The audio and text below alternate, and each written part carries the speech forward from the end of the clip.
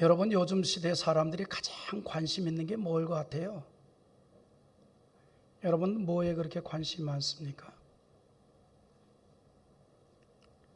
제가 나이 먹었나 봐요. 뭐냐면 사람들이 건강에 관심이 많은 것 같아요. 원래 그 건강에 관심이 많으면 나이 먹었다면서요. 근데 나만 그러는 게 아니라 사람들이 다 건강에 관심이 많은 것 같아요. 어떻게 하면 건강할까? 어떻게 하면 이쁘게 보일까? 남자들도 막 어떻게 하면 그렇게 막 이 초콜릿 근육을 만들어서 식스팩을 만들려고 하는데 나가 교만하다 그래요. 무슨 식스팩이야, 원팩.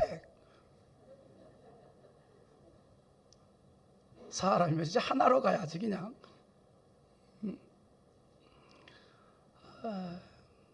그래서 사람들이 참 오래 살기를 원하는 것 같아요.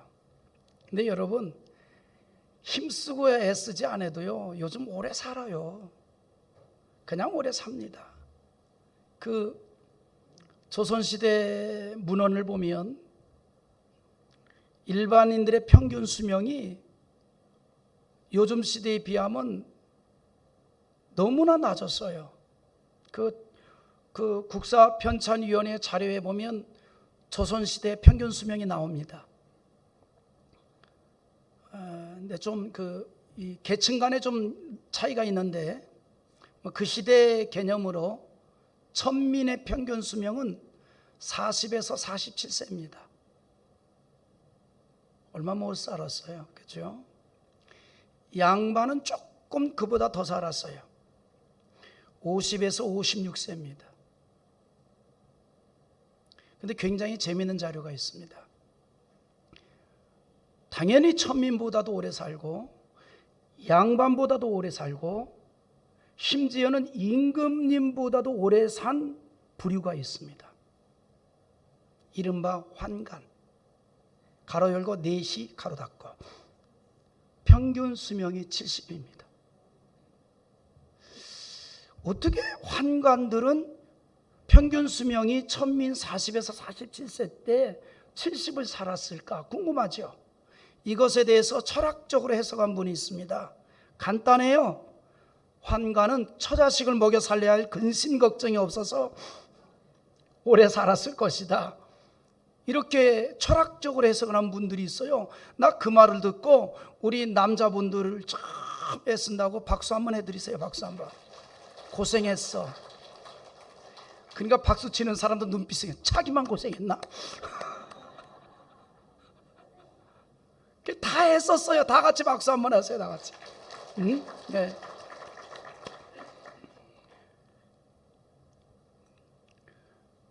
아무튼지 조선시대의 평균 연령은 굉장히 낮았어요. 지금 시대에 비하면.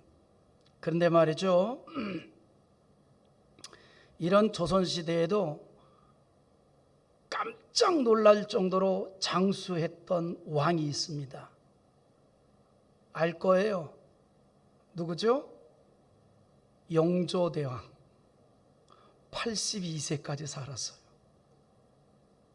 굉장히 오래 살았죠. 82세.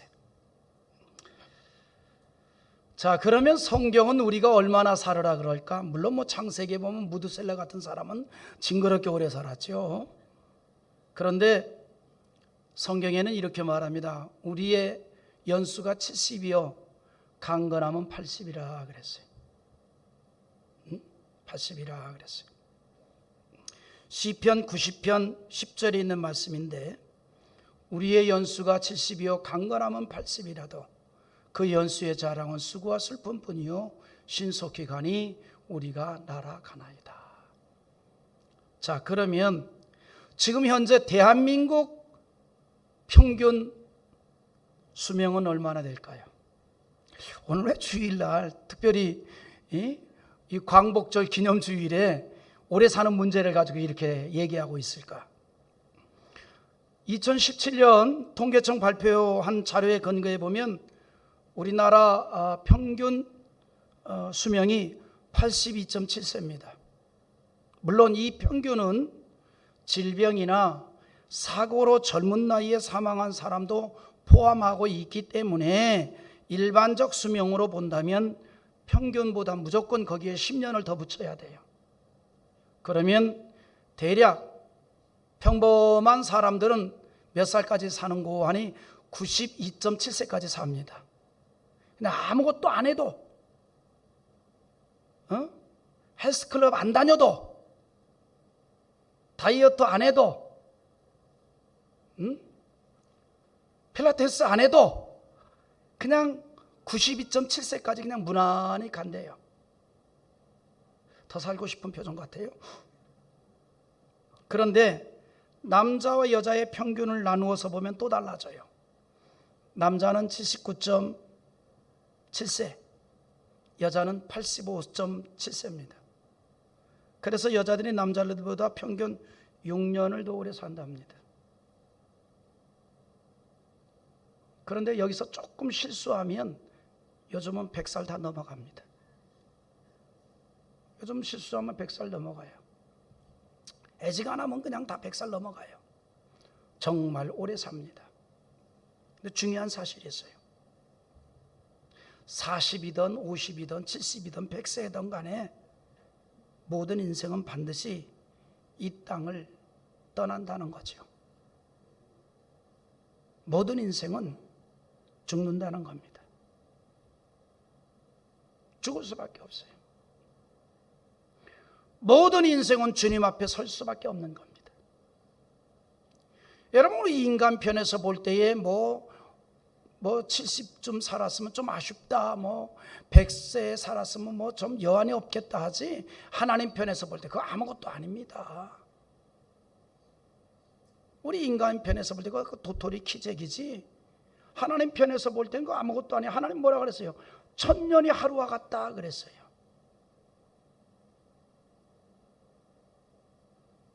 여러분, 사람의 키도 마찬가지예요. 한 1m 한 90되는 사람은요, 1cm, 2cm 줄이고 늘고 그거 아무것도 아니에요. 그러나 내 같은 사람은 1, 2cm가 심각해요. 예? 아예 한 90쯤 된 사람은 어느 날 재니까는 89 나오고, 어느 날 재니까 92 나오고, 왜 이래? 그거 예민하지 않아요. 그러나 제 같은 경우에는 어떨 때 재니까 165가 나오고, 어떨 때 재니까는 167이 나오고, 고마워니 생각하니까는 내가 아침에 밥 먹고 가서 잴 때는 167이 나왔나 했더니 그게 아니야. 드라이로 머리를 올리고 간 날은 167, 내리고 간 날은 165야. 그 2cm 가지고 되게 예민해요. 그래서 이 건강검진하러 가는 날은 일부러 막 세워. 그래서 내려오지 말라고 스프레이트 팍 뿌려. 이 정도면 하지. 아니라 날라 그날은 성공입니다. 167.5까지는 나와요. 요즘은 이렇게 툭 때리는 걸로 안 하고 위에서 레이저로 탁 쏘니까 머리카락 올리는 것만큼은, 여러분 키고 싶으면 쫙 올리고 스프레이 팍 뿌리고 가보세요. 2cm 올라가요. 그런데 그런 내 모습을 보고 한 185쯤 되는 사람 보면 속으로 웃을 거예요. 아마 그럴지 몰라. 우리 방송실에서 아마 김다선 청년이 아마 속으로 웃었을 거야. 그럴지도 몰라. 여러분, 하나님 편에서 볼 때요, 50년, 100년 아무것도 아니에요. 사람 편에서 볼 때 문제죠. 그래서요, 우리가 중요한 것은 얼마나 오래 살았느냐라는 것도 물론 중요하지만, 그것보다 정말 중요한 게 있습니다. 뭘까요? 후회함이 없는 인생을 사는 겁니다. 후회함이 없는 인생을 사는 거예요. 여러분, 사람들이 후회하는 거는요, 실패했기 때문이 아닙니다. 최선을 다하지 않았을 때 후회를 합니다. 최선을 다하지 않을 때 후회를 한다 이 말입니다. 여러분, 대체적으로 최선을 다한 사람은요, 절대로 후회하지 않습니다. 미국의 전직 대통령 가운데서 현직에 있을 때보다 물러난 이후에 오히려 사람들에게 더 많은 존경을 받고 왕성한 활동을 한 사람 가운데 지미 카터가 있습니다. 그는 대통령에서 물러난 후 그의 고향 조지아주에 카터 연구소를 만들어서 국제 문제를 다루고 또 국제 문제 해결을 위한 여러 가지 역할을 많이 했습니다. 그런데 그는 그런 역할만 한 것이 아니라 그의 인생에서 가장 중요하게 여기는 게 뭐냐면 집짓기 운동. 거기에 직접 본인이 망치 들고 참여를 해서 집을 지어주고 그리고 이 주거 환경 개선하는데 함께 참여를 했습니다. 근데 그가 대통령 자리에서 물러난 후에 회고록을 집필했는데 그 회고록 제목이 뭔지 알아요? 지미 카터 대통령의 회고록 제목이 왜 최선을 다하지 않았는가? 그거예요. 왜 최선을 다하지 않았는가? 그 말이 무슨 말이냐면 일의 결과와 상관없이 최선을 다했다면 결코 후회하지 않는다는 겁니다. 최선을 다한 사람은 후회함이 없습니다. 이거는 여러분 우리가 세상의 일이든 신앙적인 일이든 마찬가지입니다. 최선을 다하면 후회하지 않습니다. 아쉬움이 남는 이유는 최선을 다하지 않기 때문에 아쉬움이 남는 거예요. 그런 자의 인생이 어쩌면 성공입니다. 여러분 그러잖아요. 원도 없고 한도 없이 해봤다, 놀아봤다. 하여튼 놀든지 뭐하든지 최선을 다하십시오. 그래야 후회를 안 합니다. 최선을 다하면 후회를 안 해요. 자, 그런데 우리는 다른 어떤 것보다도 신앙생활에 있어서 후회함이 없는 자 되기를 원합니다. 여러분 우리가 적어도 예수 믿고 구원받고 믿음으로 사는 하나님의 자녀들 아닙니까? 우리가 신앙으로 사는 사람들 아니에요? 그러므로 우리가 이 땅에서 떠나는 그날의 다른 어떤 것보다도 신앙에 있어서 후회함이 없기를 주님의 이름으로 축원합니다. 할렐루야. 여러분 그러기 위해서 우리가 항상 잊지 말아야 할 것이 있습니다. 예수 그리스도입니다. 할렐루야. 제가 이번 주 주보 칼럼에서도 저 언급을 했습니다만 여러분 우리는요 항상 예수 그리스도를 잊지 말아야 합니다. 기승전결은 오직 예수님이 되어야 할 줄 믿습니다. 그래서 오직 예수 그리스도만을 바라보며 살자 이 말이에요.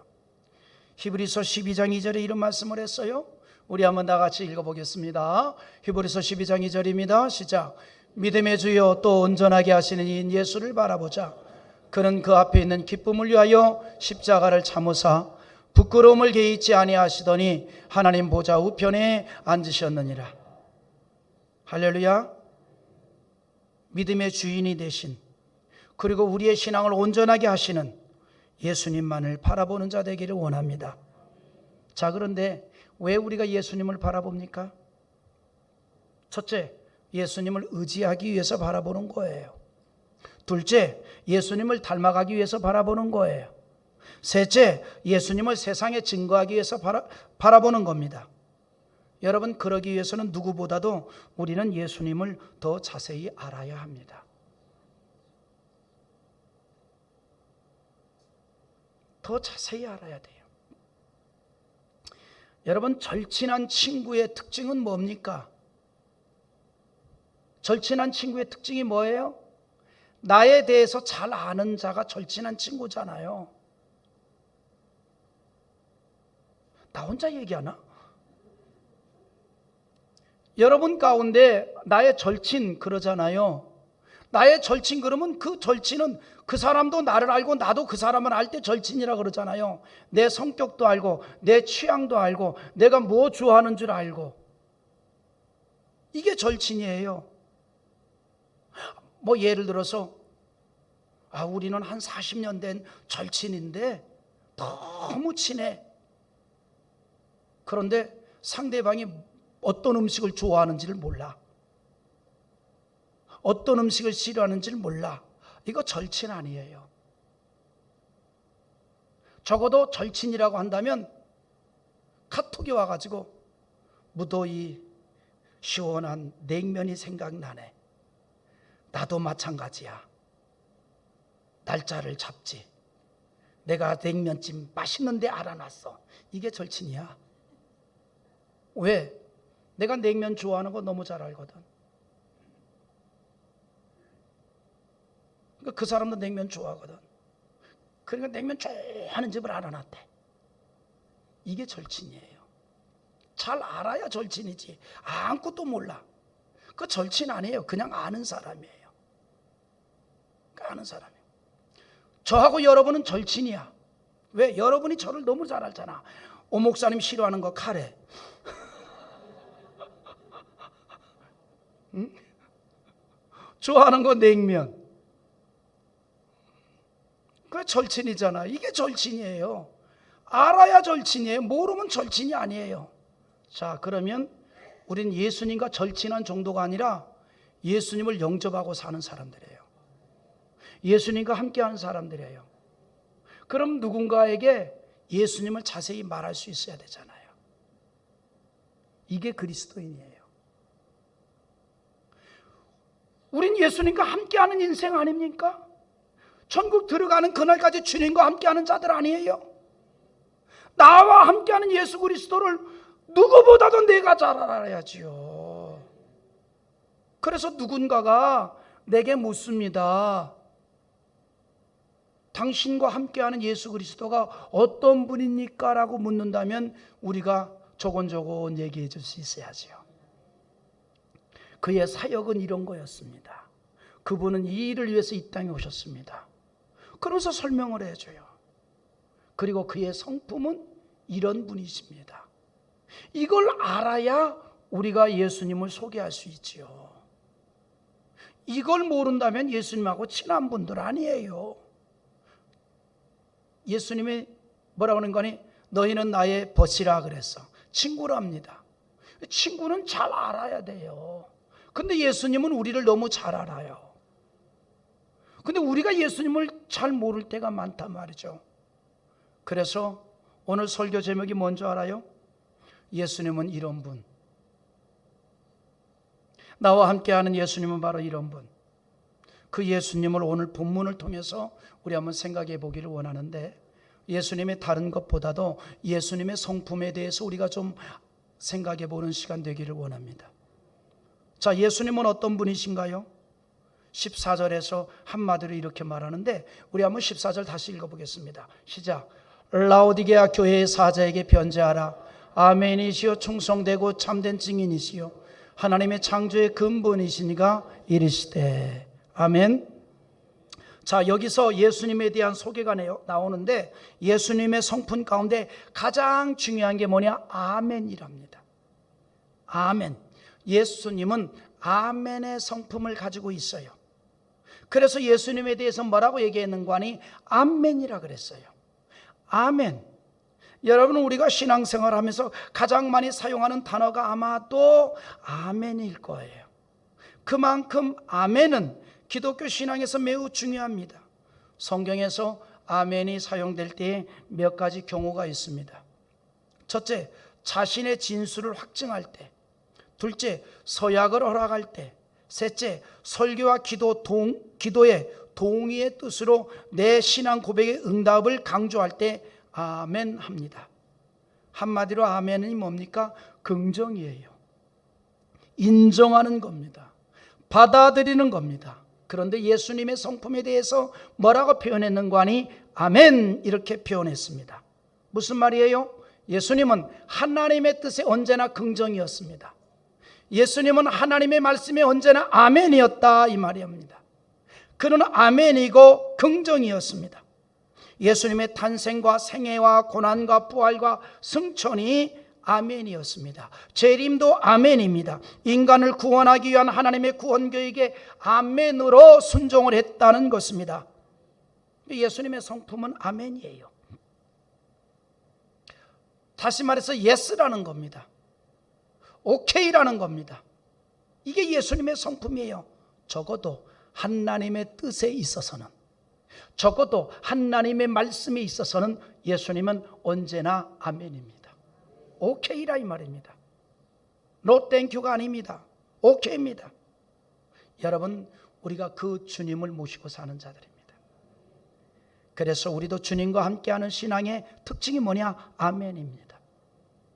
할렐루야. 여러분, 예수님께서 아멘으로 순종을 하셨기에 우리가 구원을 받았습니다. 우리가 알지요. 예수님은 언제나 하나님의 뜻이라면 무조건 아멘이었습니다. 그것이 고난이라 할지라도, 그것이 수치라 할지라도, 그것이 죽음이라 할지라도 아멘이었습니다. 자, 예수님이 십자가에 달려 죽으시는 것이 하나님의 뜻입니다. 그러나 그것은 고난이요, 고통이요, 수치요, 죽음입니다. 견딜 수 없는 겁니다. 그래서 겟세마네 동산에서 그가 뭐라고 기도합니까? 아버지여, 만일 할 만하시거든 이 잔을 내게서 지나가게 하옵소서였습니다. 근데 그렇게 기도가 끝냈습니까? 아니에요. 그 다음에 즉시 뭐라고 기도했습니까? 나의 원대로 마옵시고 아버지의 원대로 되기를 원하나이다 라고 기도했습니다. 아멘이라 이 말입니다. 여러분, 결론이 좋아야 돼요. 우리의 결론은 아멘이 될 수 있기를 원합니다. 할렐루야. 예수님의 성품이 그렇다는 거예요. 즉 예수님의 체질은 아멘입니다. 그것이 바로 마태복음 26장 39절의 말씀인데 우리 한번 나같이 읽어보겠습니다. 조금 나아가사 얼굴을 땅에 대시고 엎드려 기도하여 이르시되 내 아버지여, 만일 할 만하시거든 이 잔을 내게서 지나가게 하옵소서. 그러나 나의 원대로 마옵시고 아버지의 원대로 하옵소서. 아멘. 아버지의 원대로 되기를 원합니다. 하나님의 뜻에 있어서는 그것이 고난이요, 수치요, 고통이요, 죽음이라 할지라도 아멘 하기를 원합니다. 따르는 자 되기를 원합니다. 이것이 예수님의 성품입니다. 여러분, 우리가 잘 이해하시기 바랍니다. 크리스찬이라는 하는 것은 예수 그리스도를 따르는 자들입니다. 즉 예수의 성품을 내 것으로 만들기를 원하는 자들입니다. 그 예수님의 성품 첫째가 뭐냐? 아멘입니다. 여러분, 우리가 주님을 닮아가는 자 되기를 원합니까? 아멘하는 자 되기를 바랍니다. 적어도 주의 뜻에 있어서는 아멘하는 자 되어야 됩니다. 하나님의 말씀에 아멘할 수 있는 자 되기를 원합니다. 그것이 체질이 되기를 바랍니다. 여러분, 신앙생활은요 예수 체질이 돼야 돼요. 왜? 체질은 안 바뀌어요. 여러분, 한국 사람들은 김치 좋아하잖아요. 깍두기 좋아하잖아요. 그런 거 좋아하잖아요. 된장 좋아하잖아요. 고추장 좋아하잖아요. 이게 뭐예요? 체질이에요. 그러니까 외국에 나가가지고서 아무리 좋은 음식을 먹어도 뭐가 생각나요? 에? 김치 생각나잖아요. 거저 보니까 우리 목사님들이 말이죠, 다 온유하시고 겸손하시고 인내심이 있는 것 같은데 해외에 나가서 김치 가운데다 딱 올려놓으니까 빨라. 젓가락 빨라요. 한국에서는 먹지도 않을 이 김치, 별로 맛없는 것도 그냥 얼마나 맛있게 먹는지 몰라요. 그게 체질화돼서 그래요. 여러분, 우리가 예수가 체질화되기를 원합니다.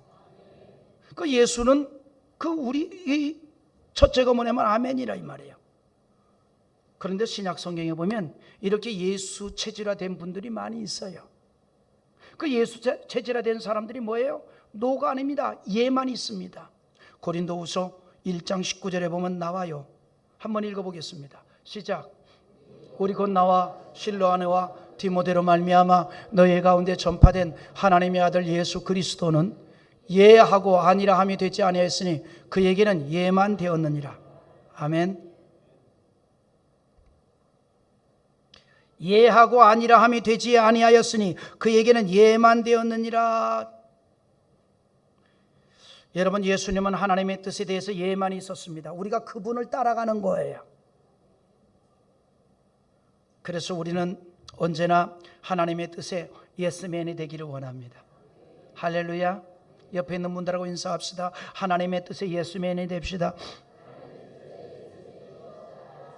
얼마나 멋있습니까? 하나님의 뜻에 예스맨이 될 수 있어야 돼요. 하나님의 말씀에 예스맨이 될 수 있어야 돼요. 그게 뭐냐? 아멘의 신앙으로 나가는 줄 믿습니다. 할렐루야. 그래서 우리가 항상 아멘의 신앙으로 나갈 때 하나님의 능력을 경험할 수가 있습니다. 은혜가 가득해질 수 있습니다. 여러분, 은혜가 가득한 신앙생활 하기를 원합니까? 아멘하는 자 되기를 원합니다. 예스맨이 되기를 원합니다. 이런 성도가 많이 모인 교회가 바로 은혜가 풍성한 교회가 되는 거예요. 여러분, 우리 교회가 은혜가 풍성한 교회가 될 줄 믿습니다. 지금도 그런 교회지만 앞으로도 더욱 은혜가 풍성한 교회가 되는 줄 믿습니다. 어찌하면 될까요? 모두가 다 아멘 하면 됩니다. 하나님의 뜻에 대해서 아멘 하면 교회가, 은혜가 풍성한 교회가 되는 거예요. 여러분에게 달려 있습니다. 할렐루야. 우리 교회는 정말 은혜가 있는 교회예요. 그런데 우리가 예수님 재림하는 그날까지 지속적으로 우리 교회는 은혜 있는 교회 되기를 원합니다. 아멘 할 수 있는 좋은 교회 되기를 원합니다. 예수님이 그랬단 말이죠. 예수님은 아멘이었고, 그리고 이제 입술로만 아멘이 아니라 그리고 충성을 했습니다. 그래서 오늘 본문에서도 뭐라고 얘기합니까? 아멘이시요 충성되고 그랬습니다. 여러분, 아멘은 입술의 고백입니다. 그리고 그 고백이 행동으로 나타나는 걸 충성이라고 하는 거예요. 하나님의 말씀에 대해서 입술로 고백합니다. 그리고 그것에 대해서 행동으로 나타내는 것, 그게 충성이라 이 말입니다. 여러분, 우리는요, 입술의 고백도 중요합니다. 그런데 입술의 고백과 함께 우리의 행함도 중요합니다. 여러분, 그래서 야고보 사도가 행함에 대해서 강력하게 권면을 합니다. 야고보서 2장 14절에 이런 말씀을 해요. 한번 읽어보겠습니다. 내 형제들아, 만일 사람이 믿음이 있노라 하고 행함이 없으면 무슨 유익이 있으리요? 그 믿음이 능히 자기를 구원하겠느냐? 믿음이 있노라 하고 행함이 없다면 아무 소용이 없다 이 말이죠. 내가 기도하는 것마다 하나님이 응답해 주실 줄 믿으면 기도해야지요. 부르짖어야지요. 헌신하고 봉사하면 하나님이 축복하는 줄 믿으면 헌신할 수 있어야지요. 전능하신 하나님을 그림 속의 하나님으로만 만들지 말고 나와 함께 하시고 나에게 역사하시는 그런 하나님으로 만나기를 원합니다. 어찌하면 될까요? 이제 아멘 하면 됩니다. 그리고 충성하면 됩니다. 행하면 된다 이 말입니다. 그래서 야고보서 2장 22절에 이렇게 말합니다. 너가 보거니와 믿음이 그의 행함과 함께 일하고 행함으로 믿음이 온전하게 되었느니라 그랬어요. 여러분, 우리의 믿음은요, 행함으로 온전하게 되는 거예요. 그리고 야고보 2장 26절에 영혼 없는 몸이 죽은 것 같이 행함이 없는 믿음은 죽은 것이니라 그랬습니다. 여러분, 아멘하는 신앙은 충성하는 신앙의 열매가 있는 것인데 그게 뭐냐? 행함이라 이 말입니다. 예수님은 하나님에 대해서 충성했습니다. 다시 말해서 하나님에 대한 행함이 있었다 이 말입니다. 그래서 하나님을 기쁘게 하였던 것입니다. 여러분, 성경에 말이죠, 충성에 대해서 이렇게 말합니다. 충성에 대해서 잠언 25장 13절 한번 읽어보세요. 영상 띄웠습니다. 같이 봅시다. 시작. 충성된 사자는 그를 보낸 이에게 마치 추수하는 날에 얼음 냉수 같아서 능히 그 주인의 마음을 시원하게 하느니라. 자, 이게 오늘 좀 여름날 무더우니까 이 말씀이 실감이 날 것 같아요. 그냥 뜨거운 떼약볕에서 그냥 막 열심히 일하는 일꾼에게 그냥 얼음 냉수를 쫙 가져 그걸 한번 쫙 하고 돌이키면은 얼마나 시원하겠어요. 에? 충성은 그런 거래요. 주인의 마음을 답답하게 만드는 게 아니라 주인의 마음을 시원하게 하는 게, 이게 충성이래요. 주인의 마음을 시원하게 하고 주인의 마음을 기쁘게 하고. 예수님이 그랬다는 거 아닙니까? 예수님은 하나님의 마음을 시원하게 했어요. 하나님의 마음을 기쁘게 했어요. 이제는 우리가 그런 인생이 되기를 원합니다. 하나님의 마음을 시원하게 할 수 있는, 하나님의 마음을 기쁘게 할 수 있는. 그래서 하나님께서 예수님에 대해서도 직접적으로도 표현했어요. 나를 기쁘게 하는 자다. 여러분, 예수님께서 요단강에서 세례를 받으시고 나오실 때에 하늘이 열렸어요. 그리고 하나님의 성령이 비둘기같이 내려오시면서 하늘에서 음성이 들렸습니다. 하나님의 음성이 들렸어요. 뭐라고 합니까? 마태복음 3장 17절에 이렇게 말합니다. 한번 읽어보겠습니다. 하늘로부터 소리가 있어 말씀하시되 이는 내 사랑하는 아들이요 내 기뻐하는 자라 하시니라. 아멘. 내가 기뻐하는 자라, 이 말이에요. 오늘 우리 성도들이 하나님에게 기쁨이 되기를 원합니다. 할렐루야. 하나님에게 모두가 다 기쁨이 될 수 있기를 원합니다. 왜 기쁨이 되었습니까? 예수님을 통해서 우리가 봅니다. 아멘이 있기 때문이에요. 충성이었기 때문이에요.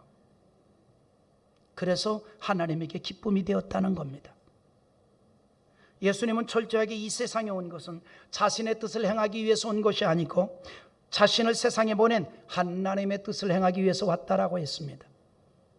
이것이 충성이요, 이것이 행함이요, 이것이 아멘의 신앙인 줄 믿습니다. 바울 사도는요, 우리가 그런 예수님을 본받으라고 말하고 있습니다. 그런 예수님을 본받으라는 겁니다. 예수님의 마음을 품고 예수님의 정신을 따라서 아멘으로 순종하는 신앙이 되라는 것입니다. 하나님께 충성했던 그런 예수님의 모습이 되라는 것입니다. 여러분, 빌립보서 2장 5절 7절 8절 5절 6절 7절 8절에 이런 말씀인데 좀 깁니다만 천천히 한번 다 읽어보겠습니다. 시작. 너희 안에 이 마음을 품으라. 곧 그리스도 예수의 마음이니 그는 근본 하나님의 본체시나 하나님과 동등됨을 취할 것으로 여기지 아니하시고 오히려 자기를 비워 종의 형체를 가지사 사람들과 같이 되셨고 사람의 모양으로 나타나사 자기를 낮추시고 죽기까지 복종하였으니 곧 십자가에 죽으심이라. 믿으면 아멘 합시다. 오직 아멘으로 하나님의 뜻을 따랐던 예수님에게 있어서 중요한 게 있습니다. 자신의 존재는 없었다는 겁니다. 오직 하나님의 뜻을 행하고자 하는 순종만 있을 뿐입니다. 우리가 믿고 따르는 예수님은 바로 그런 분이에요. 나와 함께 하시는 분은 바로 그런 분입니다. 그리고 우리는 그런 예수님을 닮아가려고 신앙생활을 하고 있습니다. 그래서 우리가 이런 예수님을 온전히 따르려면요, 자기 부정이 먼저 필요합니다. 그러므로 예수님께서 말씀하셨습니다. 예수님을 따르려면 자기를 부인하라 그랬어요. 누가복음 9장 23절 또 무리에게 이르시되 아무든지 나를 따라오려거든 자기를 부인하고 날마다 제 십자가를 지고 나를 따를 것이니라 그랬습니다. 여러분, 기독교 신앙의 시작은요, 그래서 자기 부정에서부터 시작이에요. 나를 부인하는 거예요. 때문에 바울 사도가 한 말이 있습니다. 나는 날마다 죽노라. 자기를 부정하는 정도가 아니라 나는 날마다 죽는답니다. 십자가 앞에서 나를 날마다 죽였다, 이 말입니다. 자, 이제 그런 가운데 아멘할 수가 있는데 우리 주님이 그랬단 말이죠. 그런 예수님께서 라오디게아 교회에 대해서 대단히 강력한 말씀을 하십니다. 그게 15절이에요. 이제 오늘 이것이 우리의 결론입니다. 자, 한번 읽어봅시다. 15절 시작.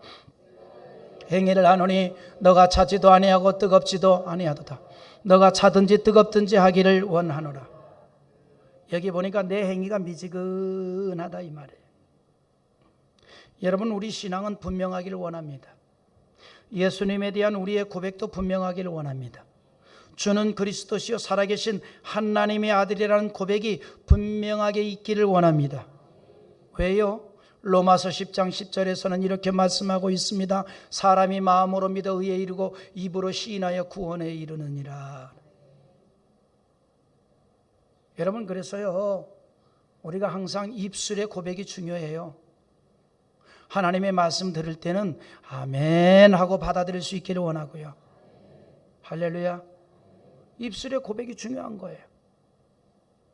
여러분, 사람이요, 자기 입에서 나온 말은 남이 듣기 전에 내 귀로 먼저 들리는 거예요. 내 귀에 먼저 들려요. 사람은요, 듣는 대로 생각하는 거예요. 그래, 무엇을 듣느냐라고 하는 게 굉장히 중요한 겁니다. 굉장히 중요한 거예요. 그러니까 여러분, 우리가 긍정적인 말을 할 수 있어야 되고 하나님의 뜻에 대해서 긍정적 반응을 할 수 있어야 돼요. 여러분, 밥을 먹어도 그렇잖아요. 그냥 먼저 입술로 아 맛있겠다, 아 맛있겠다 그러고 먹으면 맛있잖아요. 나 그런 사람 봤어요. 음식을 만들면서 자기가 먼저 가족들 들으라고 아 찌개가 맛있게 끓여지고 있다, 아 맛있다, 아 맛있다 맛있다 맛있다 되게 맛있겠다. 그리고 찌개를 끓이고 아 뭐 나물을 무쳐도 요거 좀 진짜 맛있게 생겼네. 아이고 참기름도 넣으니까 고소한 냄새가 코를 그냥 흔들어 넣네. 되게 맛있겠네. 그리고 끓이다 올려놓고 에? 그렇게 그냥 한 20번 이상을 들었는데 맛없다고 할 수 있어요? 에? 그래 그걸 보고서 아 맛있겠다 하고 이제 나도 그래야지. 그러면 진짜 맛있어요. 그건 맛있어요. 에? 그러니까 우리가 입술로 아멘이 돼야 돼요. 사람이 마음으로 믿어 의에 이르고 입으로 시인하여 구원에 이른다 그랬습니다. 우리 신앙이 분명하기를 원합니다. 미지근하지 맙시다. 차갑든지 뜨겁든지 하라 그랬어요. 분명하기를 원합니다. 여러분, 우리 예수 믿는 사람들은요, 차갑든지 뜨겁든지 무슨 말이냐면 믿음으로 살고 신앙으로 살기 때문에 존경을 받든지 아니면 믿음으로 살고 신앙으로 살기 때문에 세상 사람들에게 핍박을 당하든지 둘 중에 하나예요. 미지근하지 않습니다. 분명하라 이 말입니다. 왜냐? 우리가 예수님을 그렇게 믿고 하나님에 대한 신앙이 분명할 때에 우리를 통해서 하나님이 증거되기 때문입니다. 오늘 본문에서 예수님은 아멘이시고 충성된 증인이라 그랬어요. 충성된 증인. 예수님은 그 삶을 통해서 보이지 아니하시는 하나님의 증인이 되었습니다. 하나님을 보여주셨고 살아계시고 능력이 많으신 하나님의 증인이 되었다 이 말입니다. 그래서 요한복음 14장 9절에 이렇게 말합니다. 우리 한번 다 같이 읽어보기를 원합니다. 예수께서 이르시되 빌립아 내가 이렇게 오래 너희와 함께 있을 때 너가 나를 알지 못하느냐? 나를 본 자는 아버지를 보았거늘 어찌하여 아버지를 보이라 하느냐? 예수님은 하나님의 증인이 되었습니다. 예수님이 하나님의 증인이 될 수 있었던 것은 아멘이었기 때문입니다. 이제는 우리가 증인이 되기를 원합니다. 우리를 통해서 부활하신 예수님이 보여지기를 원하고 전능하신 하나님이 보여줄 수 있기를 원합니다. 어떻게 하면 그렇게 될까요? 신앙에 있어서 미지근하지 아니하고 오직 아멘의 신앙으로 하나님의 뜻을 따르면 됩니다. 충성하면 됩니다. 부활의 주님은 나와 함께 하십니다. 이제 그분의 성품으로 우리가 살아가기를 원합니다. 그럴 때 우리의 신앙생활 속에서 살아계신 하나님의 기적, 능력이 나타나고 나를 통해 하나님이 보여지게 될 줄 믿습니다.